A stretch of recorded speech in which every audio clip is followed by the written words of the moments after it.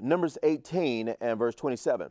And this your heave offering shall be reckoned unto you as though it were the corn of the threshing floor. Corn don't go in Israel, so we're talking about barley or wheat or rye. And as the fullness of the winepress. Thus you also shall offer a heave offering unto Yah of all your tithes which you receive of the children of Israel. And you shall give thereof Yah's heave offering to Aharon the priest. Let's go back.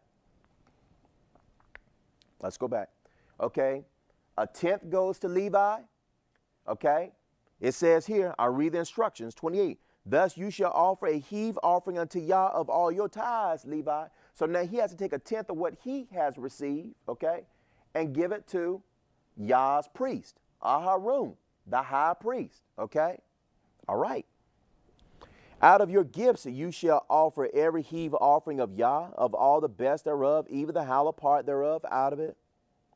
Therefore you shall say unto them, when you have heaved the best thereof from it, then it shall be counted unto the Levites as the increase of the threshing floor and as the increase of the winepress. And you shall, look, Yah have mercy, and you shall eat it in every place. Not you shall spend it, but you shall eat it. You shall eat it in every place, you and your households, for it is your reward for your service in the tabernacle of the congregation. And you shall bear no sin by reason of it when you have heaved from it the best of it. Neither shall you pollute the holy things of the children of Israel, lest they die. All right? Okay, let's go pick it up at Deuteronomy chapter 12. Deuteronomy chapter 12, and I'll pick it up at verse 3. It says, and you shall overthrow the altars and break the pillars and burn the groves, talking about the children of Israel, the groves with fire, and you shall hew down the graven images of their Elohim and destroy the names of them out of that place. You shall not do so unto Yah your Elohim, but unto the place which Yah your Elohim shall choose out of all your tribes to put his name there, even unto his habitation shall you seek, and there you shall come. And there you shall bring your burnt offerings and your sacrifices and your tithes. Okay, so here's the second rule. Tithing is offered up in a dietary form, people, and it is offered in Jerusalem. You don't pay tithes or give tithes outside of Jerusalem. That's number one. Number two, you don't give it outside of the temple. It goes to the Levite, okay? And it's given to the Levite in Jerusalem at the temple. He says, and there you shall eat before Yah your Elohim, and you shall rejoice in all that you put your hand unto, you and your households, wherein Yah has blessed you. Okay. Let me go ahead now and pick it up at 14 and 22. Deuteronomy 14, and let's pick it up at 22. Thus shall you truly tithe all the increase of your paycheck. Huh? All the increase of your seed that the field brings forth year by year. And you shall eat, and you shall eat before Yah. Let's go back to a shop, please. Let's go back to a shop. And you shall eat. This is what they ate, people. Remember, this is the Levite's reward for his service, right? And then he had to give a tenth to the high priest, okay? Go ahead and keep it up here, all right? I'm just going to read to the people and just let them look at the illustration. And you shall eat before Yah your Elohim in the place which he shall choose to place his name there, again, Jerusalem, the tithe of your barley, of your wine, of your oil, of the firstlings of your herds and of your flocks, right? Your herd, your flocks, right? Your seed, your wine. I don't see no money anywhere in here. It says here, but watch this, that you may learn to fear Yah your Elohim always. And if the way be too long for you so that you are not able to carry it, or if the place be too far from you, which Yah your Elohim shall choose to set his name there when Yah your Elohim has blessed you, then shall you turn it into money and bind up the money in your hand and shall go unto the place which Yah your Elohim shall choose. Well, guess what? When you turn, let's say your grain, or you got flocks, you got to go to Jerusalem to offer it up as tithes. If the way be too far for you, Yah says, this is what I want you to do. Go ahead and convert it into money, right? Now, when you get to Jerusalem, people, did he say take the money and give it to the Levite? Notice what he says in verse 26, right? And you shall bestow that money for whatsoever your soul lusteth after, for oxen, for sheep, for wine, or for strong drink, or for whatsoever your soul desires. And you shall eat there before Yah your Elohim, and you shall rejoice, you and your household. And the Levite that is within your gates, you shall not forsake him, for he has no part nor inheritance with you. Let's go to Deuteronomy chapter 26.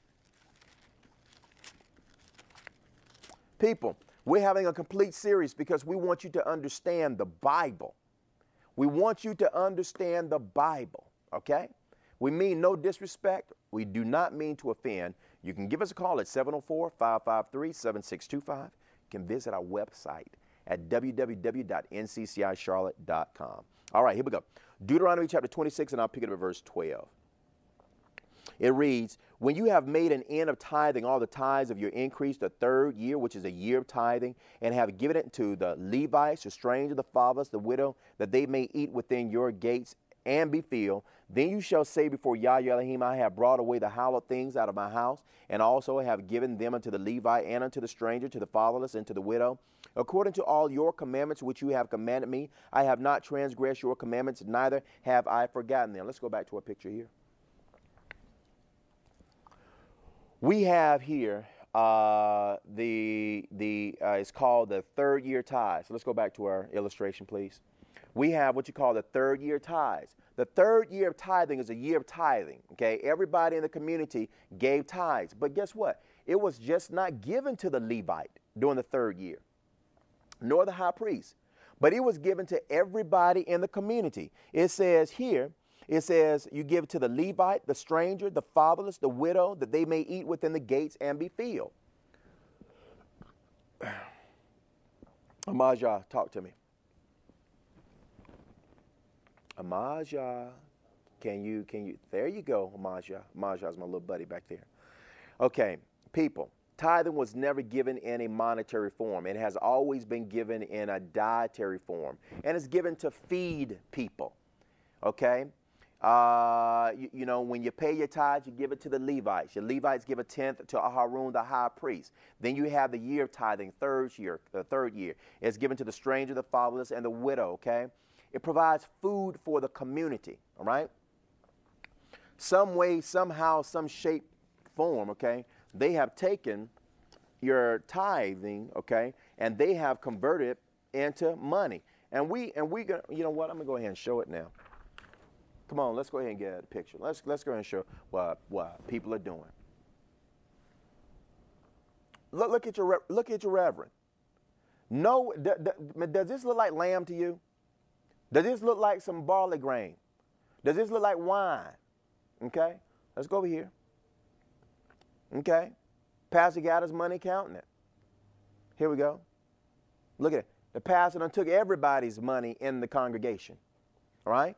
Let me go and show you how blatant they are. Let's come down here. You're down at the bottom. I want y'all to look at this. Zoom in tight. Can you get any tighter? I want y'all to see what they have on their little advertisements. You give God the cash, or excuse me, you give God the credit. Now give God the cash.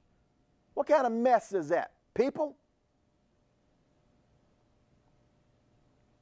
Let's go over to the next side here. Yeah, y'all see that pimp right there? Okay, that's exactly what's happening to you. Come on. St. Andrew's Episcopal Church, right? Net income, tithing only.